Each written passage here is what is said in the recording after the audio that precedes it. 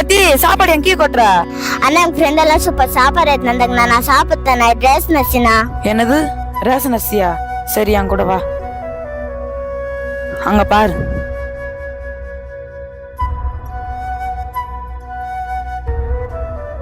மா சாப்பிட போங்கம்மா. அக்கா நேரமாச்சு சாப்பிடலாம் வாக்கா.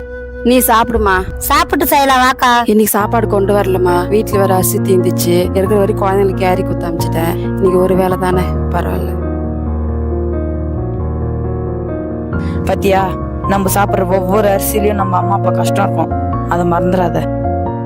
உலகத்துல தாயை விட பெரிய சக்தி எதுவுமே இல்லை.